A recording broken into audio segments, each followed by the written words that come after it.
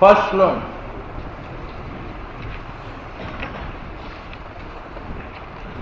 سنو بھائی، آپ کو معلوم ہے یہ زمین میری ہے اور یہ زمین تبلیغی کی ہے.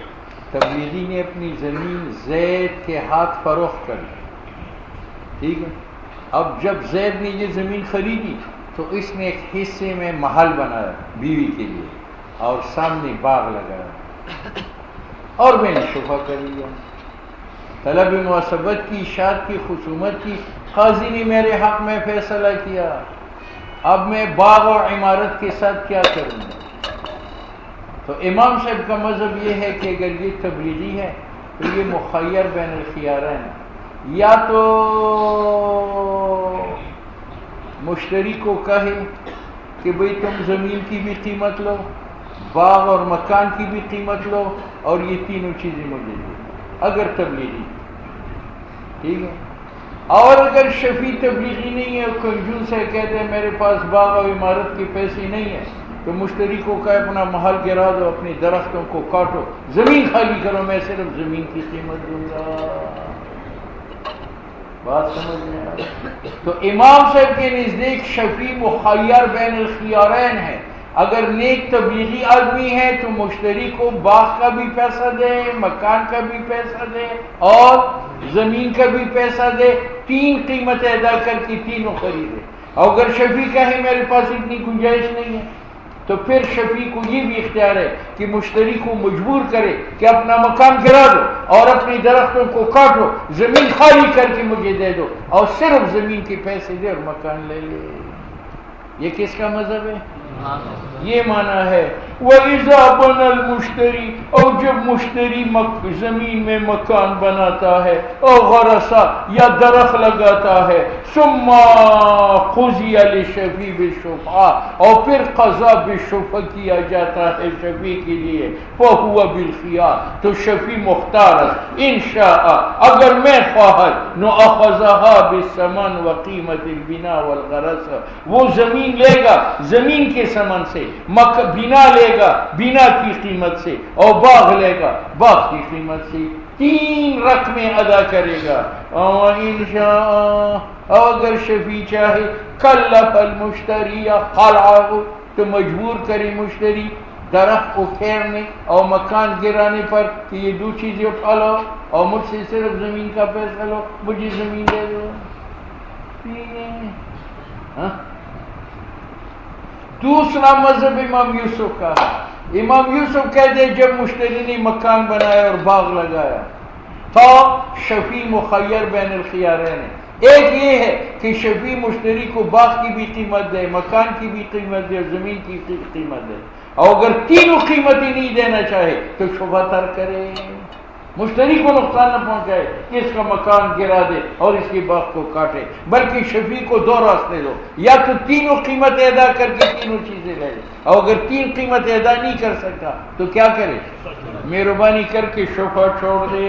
وعن قاضی صاحب انہ لا یکلف القلع، شفیع مجبور نہیں کرے گا مشتری کو مکان اور درخت گرانے پر. ویخیر، اور شفیع کو اختیار دیا جائے گا بین ان یاخذ بالثمن وقیمت البناء والغرض، کہ مشفوعہ لے لے، پیسے ادا کرے زمین کے اور قیمت ادا کرے عمارت و باقی. وبین ان یذهبا، وبین، ٹھیک ہے. امام شافعی رحمہ اللہ کا تیسرا مذہب ہے، کہتے ہیں شفیع کو تین اختیارات ہیں. کتنے؟ یا تو یہ ہے کہ تینوں کی قیمت ادا کرے، اور یا یہ کہ مشتری کو کہے کہ یار گرا دو لیکن گری ہوئی مکان کی قیمت ادا کرے اور کٹی ہوئی درختوں کی ادا کرے. وقال شافعی رحمہ اللہ، وبه قال شافعی، اور امام یوسف کے مذہب پر قول کرتے امام شافعی، الا ان عنده، امام شافعی کے نزدیک، لہو، حق ہے شفیع کا ان یقلع، کہ مکان گرا دے لیکن ویوتی قیمت البناء، گری ہوئی مکان کی قیمت ادا کرے، ملبی کی جو قیمت ہے وہ ادا کرے، مزدوروں پر جو خرچ آیا ہے وہ نہ ادا کرے. بات سمجھ میں آ گئی؟ اب صورت سن لو. یہ زمین میری تھی، یہ زمین تبلیغی صاحب کی ہے، اس نے زمین بیچی زید کے ہاتھ، زید نے مکان بنایا اور باغ لگا دیا۔ امام یوسف فرماتے کہ شفیع کو یہاں دو اختیار ہے، یا تو تینوں کی قیمت ادا کرے، اور اگر نہیں کرتا تو کیا کریں؟ ہاں، شفع ترک کریں۔ یہ کیوں کہتے؟ اس لیے کہ مشتری نے جو مکان بنایا ہے اور جو باغ لگایا ہے، اس میں وہ حق بجانب ہے یا گناہگار ہے؟ حق بجانب ہے، کیونکہ مشتری خریدنے کی وجہ سے زمین کا مالک بنا، تو مشتری مالک ہے اور زمین مملوک ہے، اور مالک کو اپنی مملوک میں تصرف کرنے کا پورا پورا حق حاصل ہے، لہذا مشتری کو یہ حق حاصل ہے کہ زمین کے ایک کونے میں مکان اور ایک کونے میں باغ لگائے۔ جب اس نے حق بجانب باغ بھی لگایا، درخت بھی کیا، شفیع کون ہے کہ وہ شفع کر کے اس کے مکان کو گرا دے اور اس کے درختوں کو کاٹے؟ لِأَبِي یوسف اِنَّهُ مُحِقٌ فِي الْبِنَاءِ کہ مشتری حق بجانب عمارت بنانے میں، لِأَنَّهُ بَنَاهُ اس نے مکان بنایا ہے، عَلَىٰ أَنَّ الدَّارَ ملکہ کہ یہ زمین اس کی ملکیت ہے، اور التکلیف بالقلع اب اگر ہم اس کو مجبور کریں مکان گرانے پر، من احکام العدوان یہ تو لڑانا ہے مشتری اور شفیع کو، اور اسلام لڑائی پسند نہیں کرتا۔ آپ شفیع کو اختیار دیں کہ مشتری کے مکان کو گرا دو تو مشتری کے ساتھ لڑے گا، تو اسلام لڑانے کے لیے آیا ہے یا صلح کے لیے؟ وَصَارَ كَالْمَوْهُوبِ لَهُ وَصَارَ امام یوسف دلیل پیش کرتا ہے، میں نے یہ زمین ہبتن دے گی تبلیغی صاحب، ہبتن، میں واہب ہوں، تبلیغی صاحب موہوب لہو ہے، موہوب لہو نے اس میں ایک مکان بنایا اور ایک باغ لگایا۔ اب مسئلہ یہ ہے کہ واہب اپنے ہبہ میں رجوع کر سکتا ہے، تو میں نے تبلیغی کو کہا ہے یار میں نے جو زمین ہبتن دی وہ میں واپس لینا چاہتا ہوں، یہ واپسی کا حق تو مجھے ہے، لیکن میں تبلیغی کو یہ نقصان نہیں دے سکتا کہ ان کو کہو مکان گرا دو اور درختوں کو کاٹو، بلکہ ہبہ میں رجوع کرو اور اس کو تعمیر کے پیسے دے دو، اور جو باغ پر خرچہ ہوا ہے وہ، تو جس طرح واہب رجوع فی الہبہ کے وقت جو ہے وہ موہوب لہو کو قیمت ادا کرتا ہے، کس کی؟ مکان کی بھی اور باغ کی بھی، لہذا شفیع شفع کی بات جو ہے مشتری کو قیمت ادا کرے گا، باغ کی بھی قیمت، اور یہ معنی ہے وَصَارَ كَالْمَوْهُوبِ لَهُ۔ اب بات سمجھ میں آئی؟ دوسری مثال وَالْمُشْتَرَى شِرَاءً فَاسِدًا، والمشترى اس سے شفیع کا تعلق نہیں ہے۔ دیکھو میں نے یہ زمین بیچی زید کے ہاتھ، میں نے یہ زمین بیچی، لیکن میں نے یہ شرط لگائی کہ جمعرات کے اجتماع اس پنڈال میں ہوگا، اس شرط کی وجہ سے یہ بیع فاسد ہے۔ کیا ہو گئی؟ فاسد، ٹھیک ہے۔ اب اس نے شرائع فاسد کے ساتھ مجھ سے زمین لے لی اور اس میں ایک مکان بنایا اور ایک باغ لگایا، قاضی کو پتہ چلا کہ اس کے تبلیغی کے درمیان شرائع فاسد ہے، تو اس کا فرض ہے کہ وہ مداخلت کر کے اس بیع کو کیا کرے؟ ختم کرے۔ لیکن جب بیع کو ختم کرے گا تو زمین مجھے واپس کرے گا اور میں اس مشتری کے مکان اور باغ کی قیمت ادا کروں گا۔ تو دیکھو بائیع نے مشتری کو مکان گرانے پر مجبور کیا یا قیمت ادا کی، یہ معنی ہے وَالْمُشْتَرَى شِرَاءً فَاسِدًا، ٹھیک ہے۔ تیسری دلیل، یہ میری زمین ہے اور یہ زمین اس نے اپنی زمین زید کے ہاتھ فروخت کی، زید نے جناب اس میں بیج بوئے اور فصل اگایا، اگنے کے بعد میں نے جب شفع کیا تھا تو قاضی نے میرے حق میں شفع کیا۔ تو امام صاحب بھی کہتے ہیں کہ شفیع مشتری کو فصل کاٹنے پر مجبور نہیں کر سکتا، انتظار کرے گا، جب فصل پکے گی وہ کاٹے گا تب جا کر کے وہ زمین پر قبضہ کرے گا۔ تو جس طرح شفیع مشتری کو فصل کاٹنے پر مجبور نہیں کر سکتا تو درخت کاٹنے پر بھی مجبور نہیں کر سکتا اور مکان گرانے پر بھی۔ بات سمجھ میں آئی؟ یہ معنی ہے وَكَمَا إِذَا زَرَعَ الْمُشْتَرِي، یا مشتری نے فصل اگائی، فَإِنَّهُ لَا يُكَلَّفُ الْقَلْعَ، اس کو مجبور نہیں کر سکتا، کس کے اوپر؟ قلع پر۔ اور امام یوسف امام صاحب کو استاد کو سمجھاتا ہے کہ دیکھو آپ نے مشتری اور شفیع کو اتنا بڑا اختیار دیا کہ آپ نے کہا مشتری کا مکان گرا دو اور مشتری کا باغ کاٹو، حالانکہ اس میں مشتری کا نقصان ہے، اور میں نے اچھا کیا، میں نے کہا شفیع کو کہ جناب جہاں آپ زمین کے پیسے ادا کرتے ہیں تو مکان کے پیسے بھی ادا کرو۔ اب شفیع کا یہ فائدہ ہوا کہ اس کو بنا بنائے مکان ملا، اور مشتری کو یہ فائدہ ہوا کہ اس کا مکان ضائع ہوا یا اس نے قیمت وصول کی۔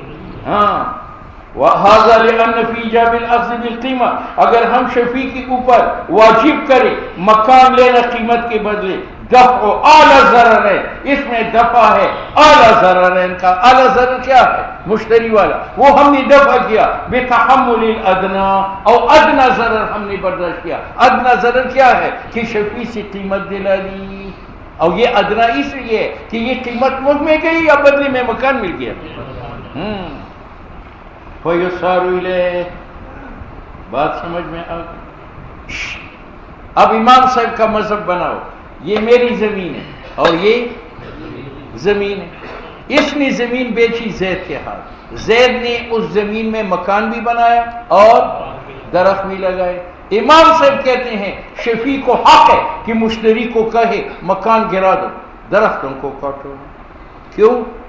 وجہ یہ کہ مشتری نے جس وقت زمین میں مکان بنانا شروع کیا اس وقت اس زمین کے ساتھ شفیع کا حق وابستہ تھا یا نہیں؟ ہاں؟ تو مشتری مکان بنا کر باغ لگا کر غیر کے حق میں تصرف کرتا ہے، اور جو غیر کے حق میں تصرف کرے وہ باطل ہے یا نہیں ہے؟ لہذا تعمیری مکان بھی غلط ہے اور اشجار لگانا بھی غلط ہے۔ تو شفیع کو حق ہے کہ وہ اپنے حق وصول کرنے کے لیے درختوں کو کاٹے اور مکان کو۔ وجہ امام صاحب کی روایت کا یہ ہے کہ بنا مشتری نے تعمیر کی فی محل، اس زمین میں تعلق بھی جس کے ساتھ متعلق تھا حق شفیع کا جو متعقد ہے، للغیر، غیر سے مراد کون ہے؟ شفیع، اور من غیر تسلیط نہ، اور اجازت نہیں ملی مشتری کو من جہت من، اس شفیع کی طرف سے لہ الحق فینقاذ، ہاں تو یہ مکان توڑ دیا جائے گا اور درخت کاٹ دیے جائیں گے۔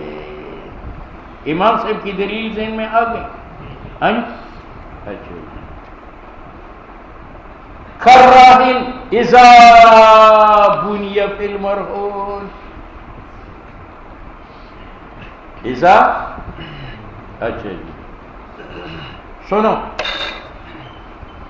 اس کا تعلق شفا کے ساتھ نہیں ہے، اس کا مطلب یہ ہے کراہن اذا بنی فی المرہون، یہ ہے نا۔ امام صاحب نے کیا کہا تھا کہ شفیع کو حق ہے کہ مشتری کا مکان گرا دے اور باغ کاٹے، ٹھیک ہے۔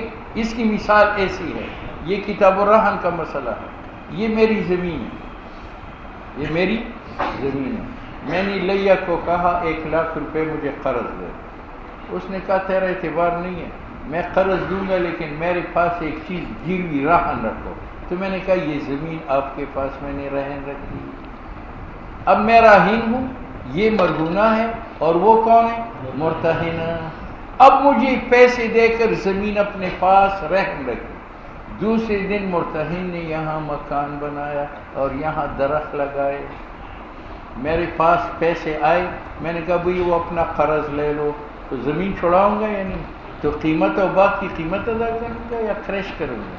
کریش کروں گا، یہ گیا یا نہیں؟ یہ معنی ہے کراہن اذا بنی فی المرہون، جیسے راہین کی مرہونہ میں مکان بنایا جائے تو راہین جو ہے وہ جب قرض اتارے گا تو مرتہن کی مکان کی قیمت ادا نہیں کرے گا، تبلیغی نہیں بنے گا، مجاہد بن کر کے تلوار نکالے گا اور ٹھاٹھا ہو جائے گا، ٹھیک ہے یا نہیں؟ ہاں اچھا، حضرت علی کا قول ہے خلق اللہ للحروب رجال، اللہ نے جنگوں کے لیے کامل مرد پیدا کی، ورجال للکأسۃ وشروب، اب بہت سے لوگ ہیں جو لوٹوں میں پانی پیتے ہیں۔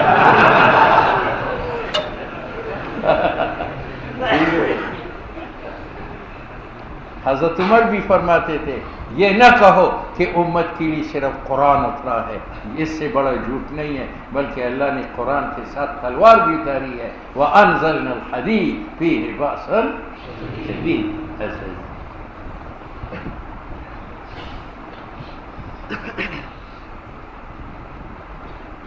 یہ ہے معنی کَرَّاهٍ إِذَا بُنِيَ فِي الْمَرْهُونِ۔ وَهَذَا دوسری دلیل، امام صاحب نے کیا کہا تھا کہ اگر شفیع کے حق میں قضا بھی شفا ہو جائے تو وہ مکان اور باغ کی قیمت ادا کرے گا یا گرا دے گا؟ کیوں؟ وجہ یہ کہ اس زمین کے ساتھ مشتری کا حق بھی وابستہ ہے، شراء، اور شفیع کا حق بھی وابستہ ہے، کون؟ شفا۔ لیکن دیکھنا یہ ہے کہ ان دونوں میں کس کا حق قوی ہے، تو قوی حق کس کا ہے؟ شفیع کا ہے۔ کس کا ہے؟ کیوں؟ اگر مشتری اس کو خرید کر آگے بیچے تو شفیع کو حق ہے کہ وہ بیع فسخ کرے، اگر مشتری خرید کر کے آگے ہبہ کرے تو شفیع کا حق ہے کہ اس کے ہبہ کو باطل کرے، اگر مشتری خرید کر اس کو آگے کرایہ پر دے دے تو شفیع کا حق ہے کہ اس کی اجارہ کو فسخ کرے۔ تو جب شفیع مشتری کی بیع کو، اجارہ کو، ہبہ کو باطل کر سکتا ہے تو اس کے مکان کو بھی گرا سکتا ہے اور اس کے درختوں کو بھی کاٹ سکتا ہے۔ وَهَذَا، اور شفیع اس لیے گرائے گا مکان، لِأَنَّ حَقَّهُ اقوى، حق شفیع مضبوط طرز من حق مشتری، مشتری کے حق سے۔ کیوں؟ لِأَنَّهُ يَتَقَدَّمُ عَلَيْهِ، ہمیشہ شفیع مقدم ہے مشتری کے اوپر، یہی وجہ ہے يَنْقُضْ بَيْعَهُ، اگر مشتری زمین خرید کر آگے فروخت کرے تو شفیع اس کو کیا کر سکتا ہے؟ توڑ سکتا ہے۔ وَهِبَتَهُ، اور اگر مشتری زمین خرید کر آگے ہبتاً دے دے تو شفیع ہبہ کو توڑ سکتا ہے۔ وَغَيْرُهُ مِنَ التصرفات، اس کے علاوہ اگر مشتری تصرف کرے، اجارہ پر دے دے، کرایہ پر دے دے تو شفیع اس کرایہ کو کیا کر سکتا ہے؟ توڑ سکتا ہے۔ ٹھیک ہے؟ امام یوسف نے بھی دلائل پیش کی کہ شفیع مشتری کا مکان گرا نہیں سکتا، قیمت سے خریدے گا۔ اس کی مثال ایسی ہے کہ میں نے تبلیغی کو یہ زمین ہبتاً دے دی اور موہوب لہو نے مکان بنایا، اب میں رجوع پھر ہبہ چاہتا ہوں تو موہوب لہو کا مکان گراؤں گا یا قیمت ادا کروں گا؟ ہاں؟ تو مصنف کہتے ہیں ٹھیک ہے، وہاں امام صاحب کے نزدیک بھی واحد قیمت ادا کرے گا، لیکن اس لیے کہ موہوب لہو نے جو مکان بنایا ہے وہ واحد کی اجازت سے بنایا، واحد کی جب اجازت سے بنایا ہے اب واحد اس کو گرا نہیں سکتا بلکہ قیمت ادا کرے گا۔ اس نے دوسری مثال پیش کی کہ میں نے یہ زمین بیچی زید کے ہاتھ، لیکن میں تبلیغی تھا، میں نے کہا سالانہ اجتماع یہاں ہوا کرے گا، تو اجتماع کی وجہ سے یہ بیع فاسد ہے، اس شرط کی وجہ سے بیع کیا ہو گئی؟ فاسد۔ اب اس نے وہاں مکان بنایا، جب مکان بنایا قاضی نے بیع کو ختم کیا، اب میں نے زمین واپس لینی تھی تو میں مکان گراؤں گا یا قیمت ادا کروں گا؟ قیمت ادا کروں گا۔ تو کہتے یار وہاں قیمت اس لیے ہے کہ میں نے اپنی مرضی سے بیچ دیا تو گویا کہ اس نے مکان میری اجازت سے بنایا، اور مشتری نے شفیع کی اجازت سے بنائی ہے یا بغیر اجازت؟ ہاں، بخلاف شراء فاسد کے عند بابا جی، لأنه جعل بتسلیت، یہ مکان بنایا گیا ساتھ اجازت کے، من جہت من، جہت اس بائے اور اس واحد سے جس کا حق تھا۔ بات سمجھ میں آئی؟ دوسرا فرق کہ واحد اور بائی بیع فاسد کے ساتھ مکان نہیں گرا سکتا۔ کیوں؟ اس لیے کہ شرع فاسد میں بائی جب زمین واپس لیتا ہے تو یہ بالکل ضعیف حق ہے، اور واحد جب محبوبہ واپس لیتا ہے یہ بالکل ضعیف، جب ضعیف حق ہے تو ہم کہیں گے مکان کی قیمت ادا کرو، اور شفیع جو شفعتاً زمین لیتا ہے وہ حق ضعیف ہے یا قوی؟ جب قوی ہے تو وہ مکان گرا سکتا ہے۔ وَلِأَنَّ حق الاسترداد، واپس لینے کا حق، فیہما ہبہ اور شرع فاسد میں ضعیف ہے، یہی وجہ ہے کہ لا یبقى، رجوع کا حق باقی نہیں ہے بعد البنا۔ فقہا تو کہتے ہیں کہ محلو مکان بنا لے تو واحد رجوع نہیں کر سکتا، اگر مشتری شرع فاسد کے ساتھ مکان بنا لے تو بائی رجوع نہیں کر سکتا۔ وَهَذَا الْحَقُّ اور حق شفا يبقى فلا معنی کوئی وجہ نہیں ہے ایجابی قیمت کیا شفیع کے اوپر قیمت واجب کرے مکان اور باغ کا کما فی الاستحقاق. اب امام سے دلیل پیش کرتے ہیں کما فی امام صاحب نے کیا کہا تھا کہ اگر شفیع کے حق میں فیصلہ ہو جائے تو اس پر مکان کی قیمت ادا کرنا واجب ہے یا مکان گرا سکتا ہے؟ مکان کما فی استحقاق کا معنی یہ ہے یہ میری زمین میں نے یہ بیچی زید کے ہاتھ، زید نے خرید کر اس میں مکان بنایا اور باغ لگایا. اس کے بعد لیا نے دعویٰ کیا کہ یہ زمین تو میری اور گواہ پیش کر دی، قاضی نے زمین اس کو دے دی. اب مشتری کا جو مکان ہے تو لیا جو مستحق ہے اس کی قیمت ادا کرے گا یا گرائے گا؟ گرائے گا. میں نے زمین بیچی زید کے ہاتھ، زید نے اس میں عمارت بھی اور باغ بھی لگا دیا. اس کے بعد لیا نے اس پر دعویٰ کیا کہ یہ تو زمین میری ہے اور گواہ پیش کر دی اور قاضی نے اس کے حق میں فیصلہ کیا. اب وہ تو اپنی زمین لے گا، جو مکان اس کی قیمت ادا کرے گا یا گرائے گا؟ یہ معنی ہے کما فی الاستحقاق. بات سمجھ. امام یوسف نے ایک دلیل پیش کی، دلیل یہ کہ یہ میری زمین ہے، یہ تبلیغی کی زمین ہے. تبلیغی نے زمین زید کے ہاتھ فروخت کی، زید نے اس میں بیج ڈال کر فصل اگایا. فصل تو شفیع فصل کاٹنے پر مشتری کو مجبور نہیں کر سکتا بلکہ انتظار کرے گا جب فصل پکے گی غلہ گر لے جائے گا پھر زمین لے گا. تو جس طرح شفیع مشتری کو فصل کاٹنے پر مجبور نہیں کر سکتا تو درخت کاٹنے پر بھی بات سمجھ میں.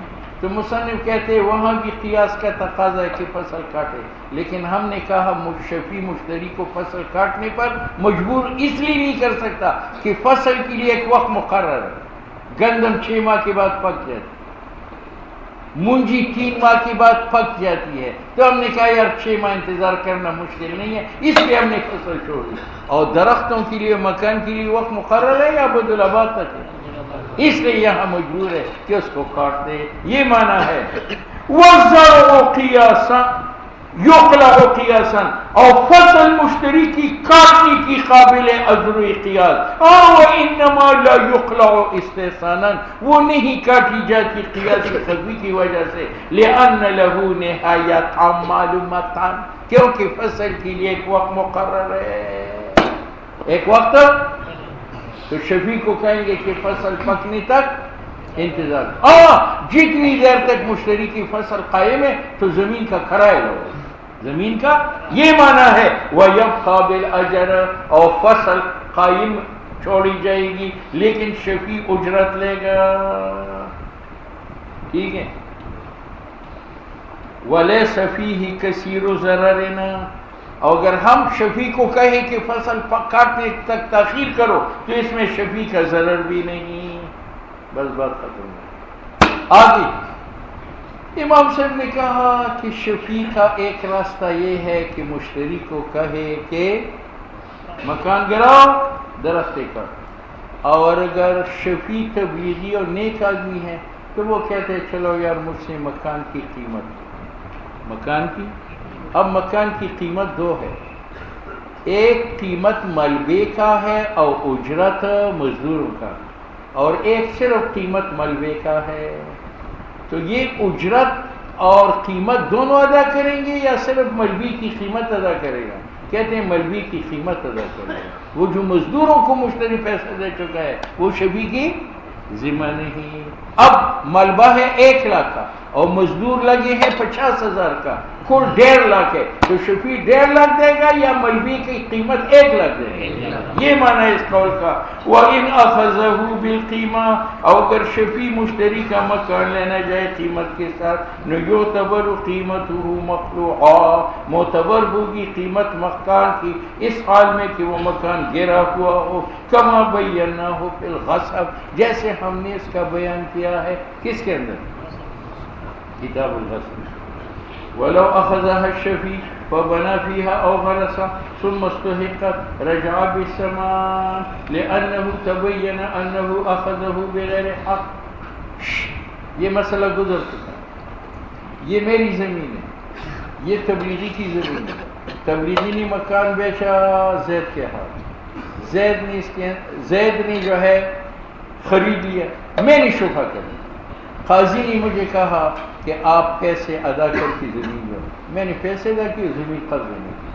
اب جب میں نے زمین لی تو اس زمین میں نے ایک مکان بنایا اور ایک باغ لگایا۔ اب باغ لگانے والا اور مکان بنانے والا کون ہے؟ شفیع۔ جب میں نے گھر بنایا اور باغ لگایا تو لیا اٹھ کھڑا ہوا اور اس نے کہا زمین ساڑی ہے، یہ تو ہماری زمین ہے، اور گواہ پیش کی، قاضی نے اس کے حق میں فیصلہ کر لیا۔ اب وہ جو مستحق ہے وہ مجھے مکان اور باغ کی قیمت دے گا یا نہیں؟ کہتے بالکل نہیں دے گا، اس نے مجھے کبھی اجازت دی مکان بنانی کی۔ اب میرا بیڑا غرق ہو گیا، مکان بھی گیا اور میں نے مشتری کو جو پیسے دیے ہیں زمین کے، صرف وہ زمین کے پیسے لوں گا یا مکان اور باغ کے بھی لوں گا؟ صرف زمین کے لے لوں گا، کیونکہ اس نے تو مجھے نہیں کہتا تم مکان بنانا۔ بہرحال میرا مکان ضائع ہوا، میرا باغ ضائع ہوا، نہ میں مستحق سے مطالبہ کر سکتا ہوں اور نہ ولو اخذها، اگر مشروع زمین شفیع لیتا ہے فیبنی فیہا، اس میں تعمیر کرتا ہے، او غرس و باغ لگاتا ہے، ثم استحقات، پھر زمین پر دعویٰ حق کا کیا گیا لیا کی طرف سے، نرجع بالثمن، میں مشتری پر رجوع بالثمن کروں گا، یعنی جو زمین کی قیمت ہے، لأنہ، کیونکہ شان یہ ہے تبین ظاہر ہوا انہ کی شفیع نے اخذہ یہ زمین دی ہے بحق حرام طریقہ سے، وہ تو زید کی زمین کی نہیں، وہ تو لیا کی زمین کی۔ اولا یرجع، اور میں رجوع نہیں کر سکتا بقیمت البناء والغرس، نہ بائی کے اوپر، بائی کون ہے؟ تبلیغی، ان اخذها منہ، اگر میں زمین تبلیغی بائی سے لوں، ولا علی المشتری، نہ مشتری پر رجوع کر سکتا ہوں، ان اخذها منہ۔ بات سمجھ میں ہے؟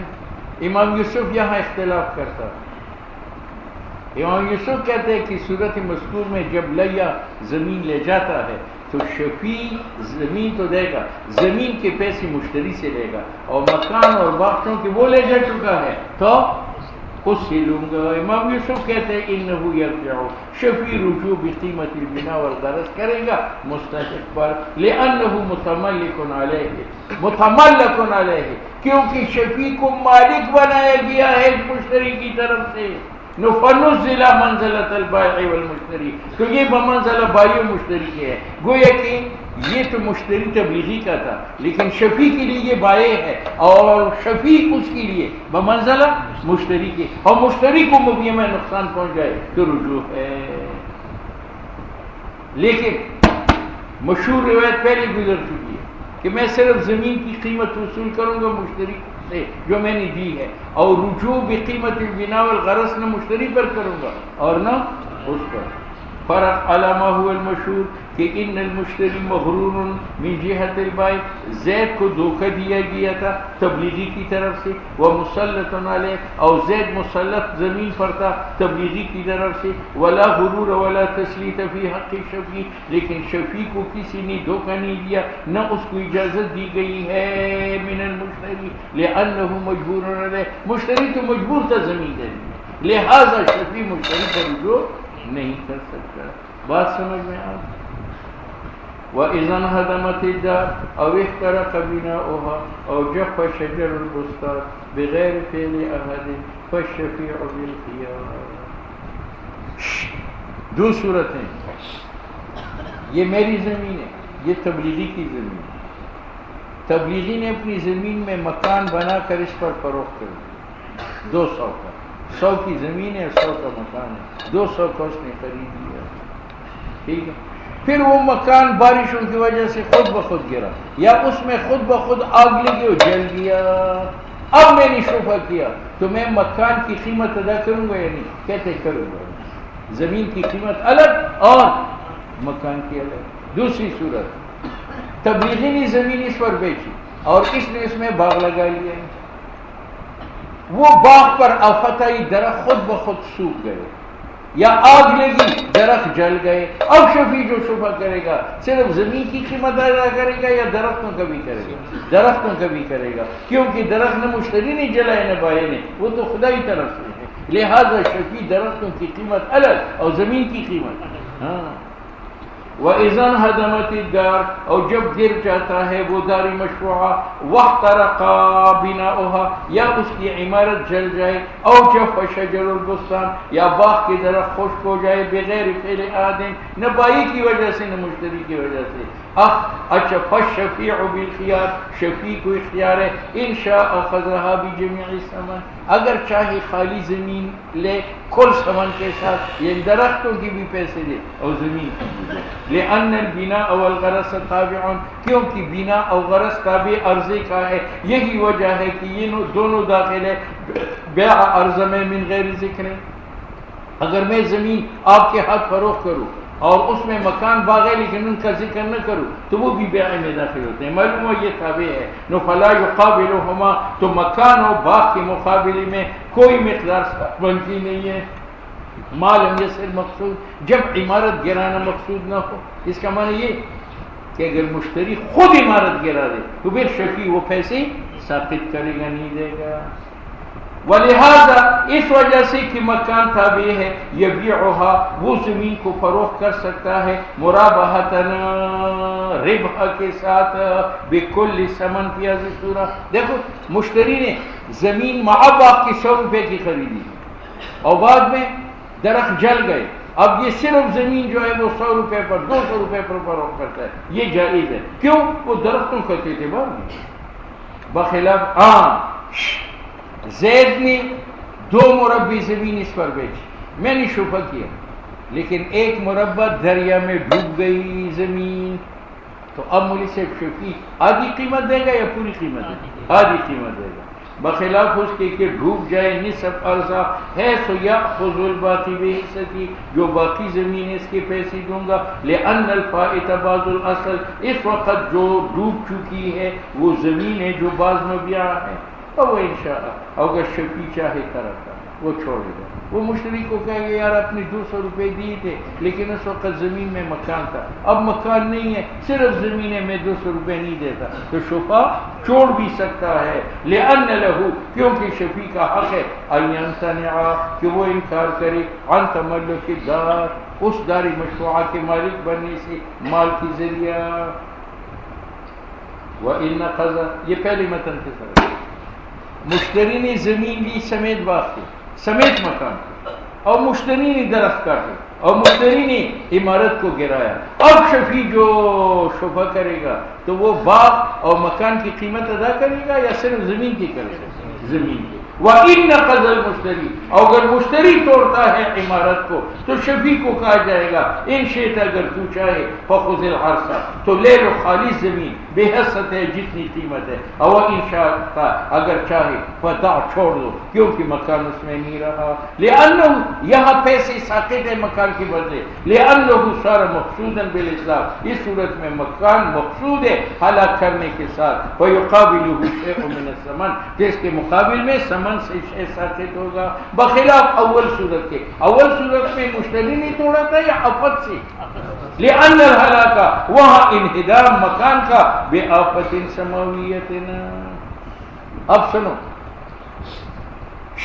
دونوں صورتوں میں درخت کٹ گئے یا کاٹے گئے، مکان گرا یا گرایا گیا، شفیع جب شفا کرے گا تو مکان کا ملبہ بھی لے گا اور درختوں کی لکڑ بھی لے گا؟ کہتے نہیں لے گا. کیوں؟